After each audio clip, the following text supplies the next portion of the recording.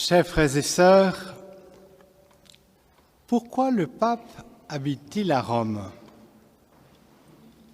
Il pourrait peut-être habiter à Paris ou à Buenos Aires ou à Jérusalem ou à Antioche ou je ne sais pas où. Pourquoi habite-t-il à Rome? Alors donc vous savez sans doute que c'est parce que Rome est le lieu où Pierre et Paul sont morts martyrs. Et s'ils sont morts martyrs à Rome, ce n'est pas par hasard. Ils y sont venus par des chemins différents. Ils sont morts aussi à Rome, martyrs à des dates différentes. Mais c'est la Providence, le bon Dieu, qui les a conduits jusqu'au cœur de l'Empire romain pour y donner leur vie. Ils ont eu beaucoup d'autres occasions de mourir ailleurs. Dans la première lecture, on voit Pierre qui était arrêté, donc c'était à Jérusalem. Dans ses lettres, on voit que Paul a été arrêté une multitude de fois et que, voilà, il aurait pu mourir dans beaucoup de circonstances. Mais, de fait, c'est à Rome que chacun d'entre eux ont donné leur vie pour Jésus. Alors, mais comment Paul et Pierre sont-ils venus à Rome? Alors, je ne sais pas si vous vous rappelez un petit peu, on va voir pour Paul déjà. Paul avait le désir de venir à Rome depuis longtemps. Il l'écrit, je crois, dans son épître aux Romains, justement aux habitants de Rome. Il avait l'intention d'aller jusqu'au bout du monde. Alors, le bout du monde, à l'époque, on ne connaissait pas encore l'Amérique, donc c'était l'Espagne. Et il voulait bien sûr s'arrêter à Rome au passage.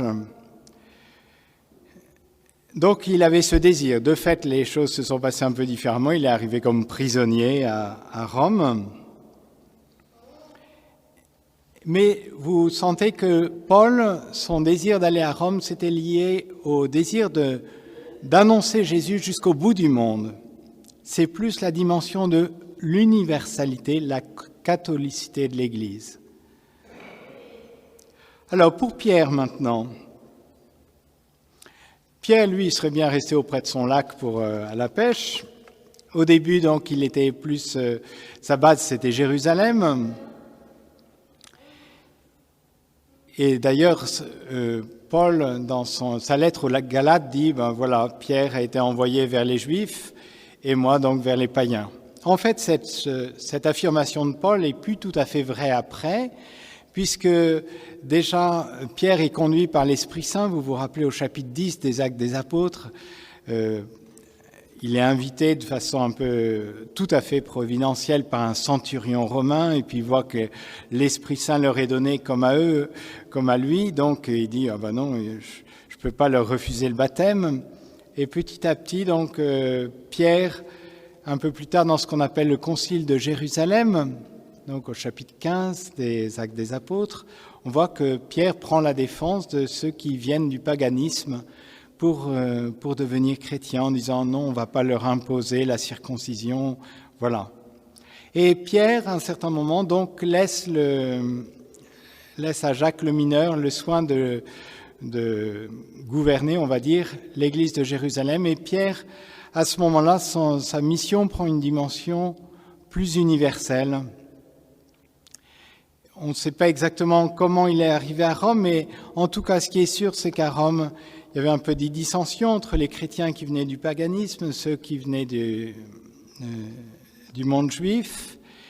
Et c'est à la faveur aussi de ces dissensions que finalement Pierre va donner sa vie pour Jésus, puisque l'empereur profitera de ça pour accuser les chrétiens, etc. Je n'entre pas davantage dans les détails, mais pour dire que simplement que Paul est arrivé à Rome davantage par ce désir de porter l'Évangile jusqu'au bout du monde, parce que Jésus a offert sa vie pour tous, et il ne faut pas que personne par notre faute soit exclu du salut qui nous est offert par Jésus.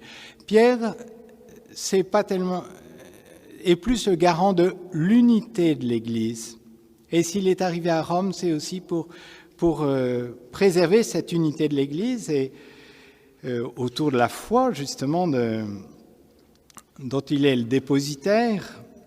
Et c'est un peu dans ce sens-là que nous avons ce passage d'évangile où il a ce pouvoir, les clés du royaume des cieux, ce pouvoir de lier, de délier. Voilà, c'est au service de l'unité de l'Église. Alors, je crois en l'Église une, sainte, catholique, universelle et apostolique. Donc, Paul a plus sa mission de faire grandir l'Église, Pierre de préserver l'identité, l'unité de ce corps qu'est l'Église. D'ailleurs, je ne sais pas si vous savez, chaque année, à l'occasion de cette fête des Saints Pierre et Paul, le pape remet aux archevêques métropolites, il leur remet ce qu'on appelle le pallium, cette forme d'écharpe, on va dire, d'étole, ou je ne sais pas, autour des épaules, un peu comme ils portent la brebis sur leurs épaules, mais qui manifeste ce lien d'unité avec le successeur de Pierre. Alors donc, Pierre et Paul sont venus avec des perspectives différentes à Rome, et c'est là que, par la providence, ils ont donné leur vie pour Jésus.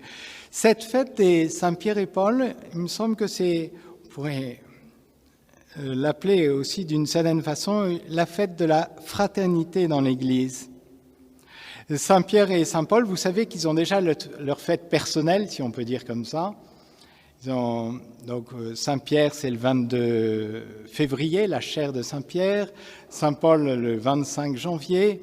La conversion de Saint Paul, ça fait référence à des moments importants de leur vie. Donc ils ont une relation tout à fait personnelle avec Jésus et elle est honorée aussi par ces fêtes. Mais aujourd'hui, l'Église souhaite les fêter ensemble.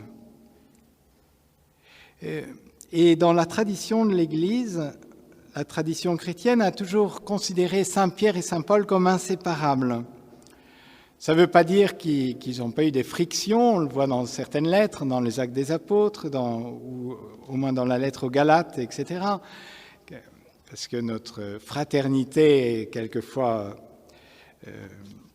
mise à l'épreuve, mais leur unité a toujours triomphé, notamment par leur amour de Jésus. Alors, ils avaient des sensibilités assez différentes, mais dans leur amour de Jésus, ils ont trouvé leur unité.